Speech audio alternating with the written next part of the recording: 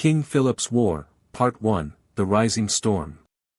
There's a saying that history often hides its blood beneath the soil. In New England, that soil is deep, and for those who lived there in the 1600s, it was soaked with fear, misunderstanding, and anger. This is the story of King Philip's War, one of the deadliest conflicts ever fought on American soil, long before there was a United States, when the land was still a fragile patchwork of colonies and native nations. But before we talk about battles, flames, and bloodshed, we need to go back. Back to a time when the English and the Wampanoag people still shared uneasy peace. 50 years before the war, the Pilgrims had stepped onto the frozen shores of Plymouth. They came starving, desperate, clinging to survival. And it was the Wampanoag nation, led by their sachem Massasoit, that saved them. Massasoit shared food, taught them how to grow corn, and signed a peace treaty with Governor William Bradford in 1621, the same year of the first Thanksgiving. For a time, the alliance held. English settlers and the Wampanoag traded goods, visited each other's villages, even helped each other during conflicts with rival tribes. The Pilgrims praised Massasoit as a friend. But as the decades passed, friendship slowly turned into friction. The English population exploded, from a few hundred settlers to tens of thousands. They cleared forests, fenced lands, built towns and farms. For the Wampanoag, the land wasn't something to own. It was something to share, to care for. But to the colonists, land was power, and they wanted more of it every year. When Massasoit died in the early 1660s, his two sons inherited not just his title, but an impossible situation. The older, Wamsuta, tried to maintain peace, but soon fell ill and died after visiting Plymouth authorities, under mysterious circumstances. Many Wampanoag believed he was poisoned. The younger son, Metacom, now became sachem. To the English, he was called King Philip, a mocking nickname given by the colonists. To his people, he was a leader trying to preserve what little remained of their world. Metacom was proud, cautious, and fiercely protective of his people's way of life. He dressed in both English and native fashion, a sign of diplomacy, but also of tension between two worlds. He saw his father's peace eroding. English laws now dictated how native people could trade, farm, even worship. Missionaries tried to convert the Wampanoag to Christianity, calling them praying Indians. And every year, more land slipped away, sold, seized, or stolen through debts and deceit. The Wampanoag, once powerful, now lived surrounded by English towns. Their hunting grounds were fenced, their rivers polluted by mills, their authority undermined by colonial courts. Metacom knew that if this continued, his people would vanish, not by sword, but by paper. So he began to prepare. Quietly. Cautiously. He forged alliances with other tribes who felt the same pressure, the Nipmuc, the Narragansett, and the Pecumtuck. But he also knew the English were watching. Suspicion and fear were everywhere. In January 1675, a native informant named John Sassamon came forward. Sassamon was a praying Indian, a native who had converted to Christianity and studied at Harvard's Indian College. He warned the Plymouth leaders that Metacom was planning war. But no one wanted to believe it. Then, a few weeks later, Sassamon was found dead under the ice of a frozen pond. The English reacted swiftly. They arrested 3 of Metacom's men, tried them by colonial law, and hanged them. To the Wampanoag, it was an act of arrogance, a foreign court executing their own men on their own land. To the English, it was justice. To both sides, it was the final straw. In June 1675, the first shots were fired. The war had begun. It started in Swansea, Massachusetts. A group of Wampanoag warriors attacked the settlement, burning houses, killing men, women, and children. The colonists retaliated with brutal raids on native villages. Within weeks, the entire region was engulfed in chaos.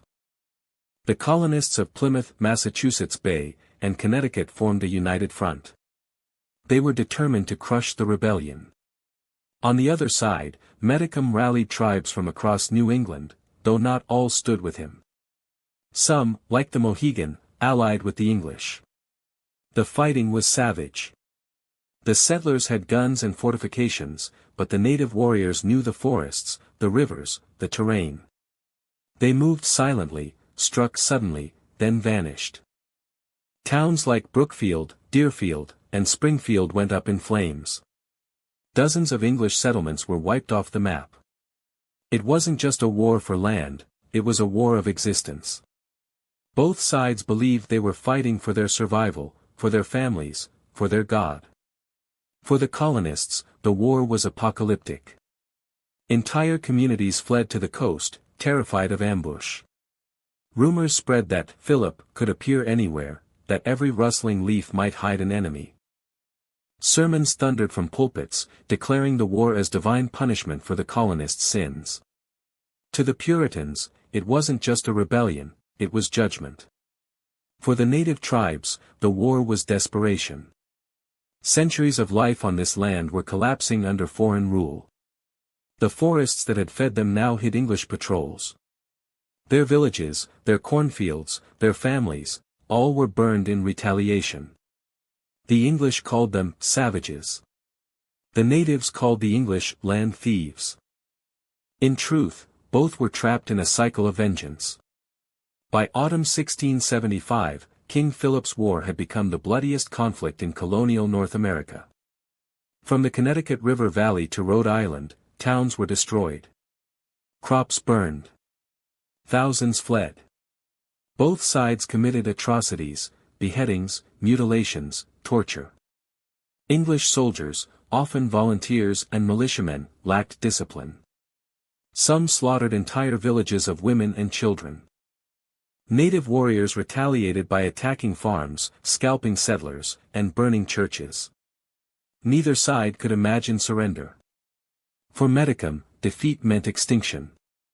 For the colonists, mercy was weakness. In the midst of this chaos stood the Narragansett tribe, powerful, independent, and initially neutral. They tried to stay out of the war, offering refuge to displaced Wampanoag families. But the English saw that as betrayal. In December 1675, colonial forces, nearly 1,000 strong, launched a surprise assault on the Narragansett's winter fort in Rhode Island. The battle became known as the Great Swamp Fight. It was a massacre. Hundreds of Narragansett men, women, and children were killed, their fort burned to ashes. Those who survived joined Metacom's cause. The war, once local, now consumed all of New England. By winter, fear gripped every household. Food was scarce, soldiers were exhausted, and whole towns lay in ruins. Colonial leaders prayed for God's mercy while plotting total annihilation of the enemy. Letters from the time speak of burned bodies, frozen corpses, and starving refugees. And yet, amid the horror, there were moments of uneasy reflection. Some settlers remembered the days of Massasoit, when Wampanoag and English had shared peace. Others saw the war as proof that two worlds could never truly coexist. For Metacom, the dream of survival was slipping away. His allies were dying, his people hunted, his food supplies destroyed. But he refused to surrender. He moved deeper into the forests of western Massachusetts, striking back whenever he could, like a ghost haunting the land that once belonged to his ancestors. The war had become more than a conflict between colonists and natives. It was the breaking point, the moment when New England's future was decided by fire and gunpowder. By the spring of 1676, thousands were dead. Villages lay in ruins. The colonies were nearly bankrupt. And yet, the fighting was not over. King Philip still roamed the forests, determined to keep his people free, even as his world burned around him. This was no longer just a war. It was a reckoning. King Philip's War, Part 2, The Year of Blood, 1676. By the dawn of 1676, New England was a land of ashes. Entire towns lay abandoned, their houses blackened skeletons against the snow. Crops were gone. Livestock slaughtered. The roads that once carried trade now carried soldiers and refugees. But even in ruins, both sides still fought on. The English called it a holy war, a struggle for their survival. Metacom and his allies called it justice, revenge for decades of betrayal. And for months, the forests of New England would echo with gunfire, screams, and the crackle of burning villages. Winter in New England can be cruel. Bitter winds. Frozen rivers. Endless snow. And that winter of 1675–76 was merciless. For Metacom's warriors, the cold was another enemy. Their food stores had been destroyed. Many of their allies, the Narragansett, the Nipmuc, the Pecumtuck, were scattered or starving. The great swamp fight had broken their strength, but not their will. Still, hunger is a patient killer. Meanwhile, the English colonies had begun to recover. Reinforcements arrived from Connecticut and Massachusetts Bay. New militias formed, armed with better muskets, armor, and a thirst for revenge. Colonial leaders such as Josiah Winslow and Benjamin Church organized hunting parties to track native forces deep into the forests. They didn't fight like traditional soldiers. They learned from the very people they were fighting, moving quietly, ambushing camps, striking at night. The hunters were becoming the hunted. The first months of 1676 were a nightmare. Town after town fell in flames. Lancaster, Medfield, Groton, Sudbury, Marlborough, all attacked, burned, or abandoned. In Lancaster, a young woman named Mary Rowlandson was captured after a bloody raid. Her husband was killed, her child mortally wounded.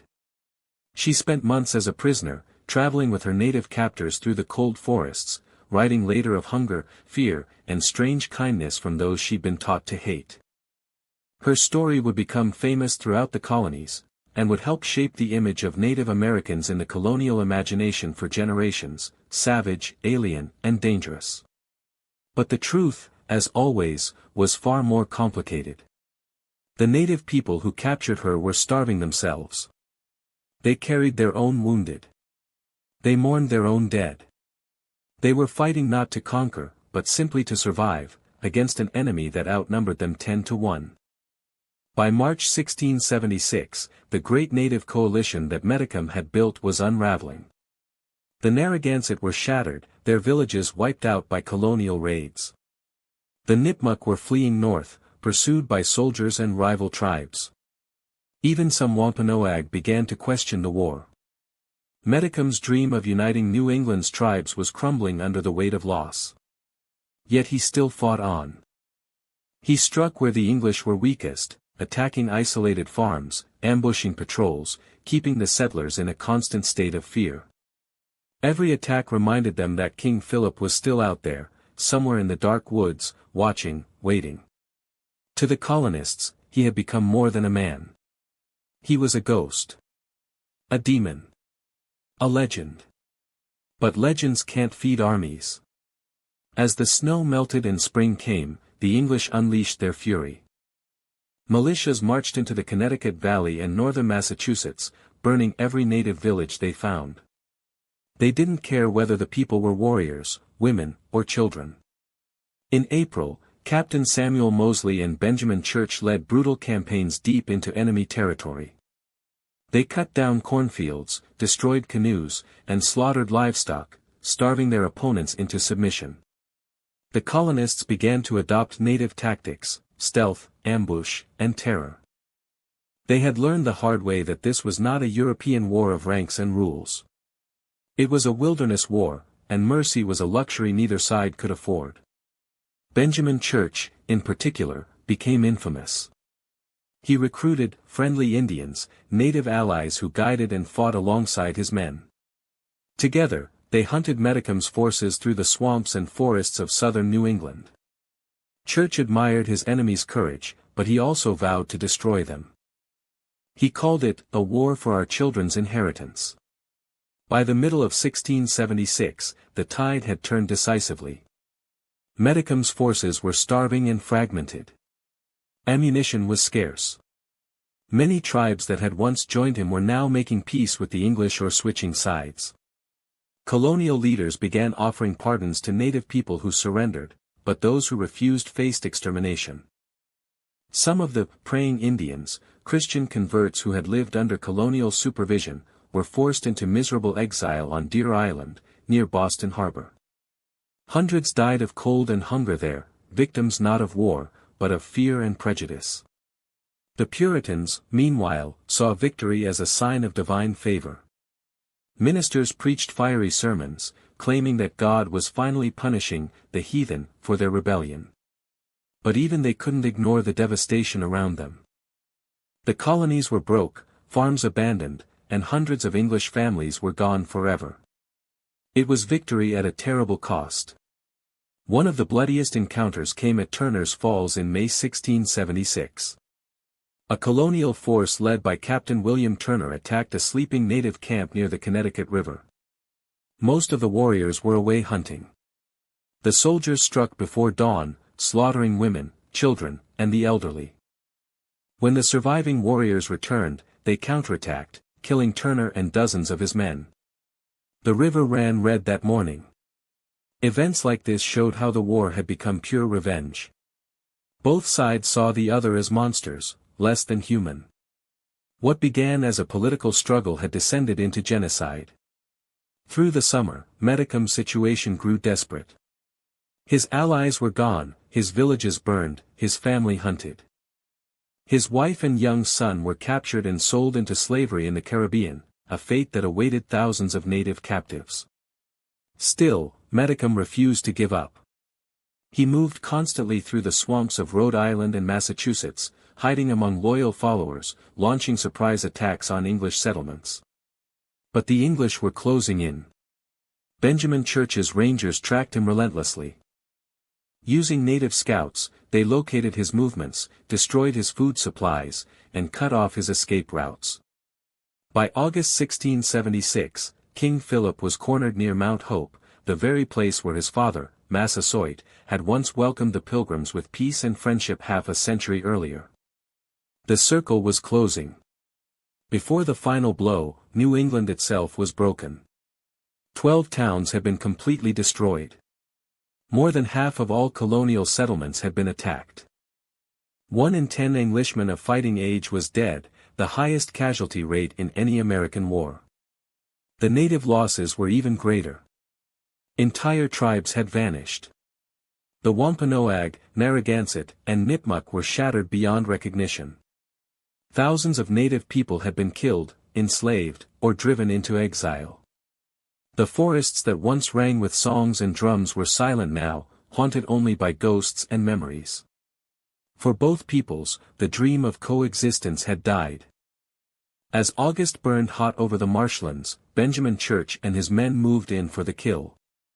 Guided by native allies, including one of Metacom's own followers who had turned against him, they surrounded the Wampanoag camp. On August 12, 1676, the trap closed. King Philip, the man who had fought for his people's survival, was shot through the heart by an Indian soldier fighting for the English, a man named John Alderman, once his comrade. The war was over. Or so it seemed. Metacom's body was quartered. His head was cut off and displayed on a pike in Plymouth for 20 years, a gruesome trophy to remind everyone what happens when heathens defy the English God. His hands were sent to Boston. His family sold into slavery. The Puritans called it victory. But for New England's native nations, it was the death of a world. Yet, even in defeat, something of Metacom's defiance remained. The land he fought for, the rivers, the forests, the ancient paths, would carry his memory long after the English forgot his name. He was not a king in the European sense. He ruled no empire. But in his struggle, he became a symbol, of loss, of resistance, of the impossible choice between survival and surrender. And though he died in the summer of 1676, the consequences of his war would echo for centuries, shaping how colonists and Native Americans would see each other forever. King Philip's War, Part 3, The Aftermath, The Legacy of Fire and Silence. When the smoke cleared, New England lay in ruin. The fields that once fed towns were overgrown. Burned chimneys rose like gravestones from the earth. The war was over, but peace, true peace, was nowhere to be found. Between 1675 and 1676, the land had seen almost unimaginable violence. More than 600 English settlers were dead, 1 out of every 10 men of fighting age. But for the native peoples, the toll was far worse, over 3,000 killed, thousands more enslaved or exiled. Entire tribes, names that had lived on this land for centuries, simply ceased to exist. This was not just the end of a war. It was the end of an era. The forests of southern New England, once alive with villages, smoke, and laughter, now stood empty. The great confederations, Wampanoag, Narragansett, Nipmuc, were broken. Those who survived faced a choice that wasn't really a choice at all, submission or death. Some fled north and west, seeking refuge among tribes like the Abenaki or the Mohawk, beyond English reach. Others were captured and sold as slaves, not across the Atlantic, but to sugar plantations in Barbados, Bermuda, and Jamaica, where many never saw home again. A few, especially the so-called praying Indians, were allowed to return to their villages. But they found little welcome. To the English, all Indians were now potential enemies. Fear had replaced tolerance. The dream of a shared land was dead. Before King Philip's War, the colonies of Plymouth, Massachusetts Bay, and Connecticut had been fragile, small settlements clinging to the coast, dependent on trade and uneasy alliances. After the war, that changed forever. The native nations that once surrounded them were gone or powerless. The colonists could now expand freely, pushing deeper into the interior, building new towns on the ashes of the old. The frontier had been opened by fire and blood. And in that transformation, something else was born, a new sense of American identity. For the first time, the colonies fought a war not under the banner of England, but for themselves. They organized, taxed, and governed together. They learned that survival in the New World required unity, not just faith. King Philip's War had taught them how to fight, and how to harden their hearts. In the churches of Boston and Plymouth, ministers tried to make sense of the carnage. They called the victory divine justice, punishment against the heathen. But deep down, many feared that the war was also punishment for the colonists' own greed and pride. They had taken too much land. Broken too many promises. Allowed their faith to wither in pursuit of wealth. And so, they preached repentance. They wrote sermons filled with guilt and warning. Yet even as they prayed, they continued to build.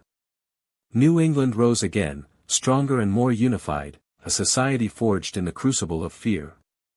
The irony was brutal. In destroying their native neighbors, the colonists had secured their own destiny. One name outlasted the war, Captain Benjamin Church, the man who hunted King Philip through the swamps. He wrote the first American military memoir, entertaining passages relating to Philip's War. In it, Church described how he blended European discipline with native tactics, scouting, ambushing, striking fast, and vanishing into the woods. His style would shape American frontier warfare for centuries, from the Revolution to the Indian Wars of the 1800s. Church respected his enemies' courage but saw no path to coexistence. His generation had learned that the wilderness could only be tamed through conquest. But victory came with a price no ledger could record. The Puritans had fled England seeking freedom of conscience, yet in America they built a world ruled by fear and conformity. They preached salvation, but practiced exclusion. The war deepened that divide, between us and them, between Christian and pagan, between civilization and wilderness.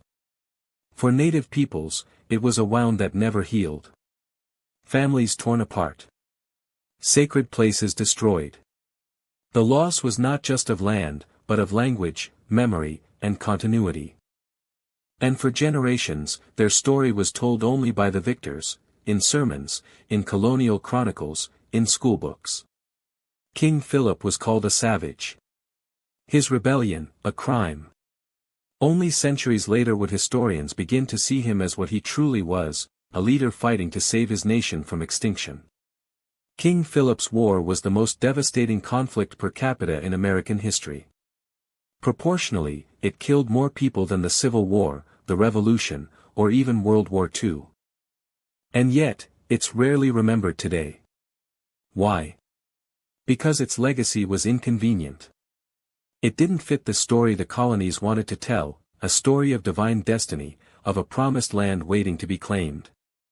To remember King Philip's War was to remember betrayal, greed, and cruelty, on both sides.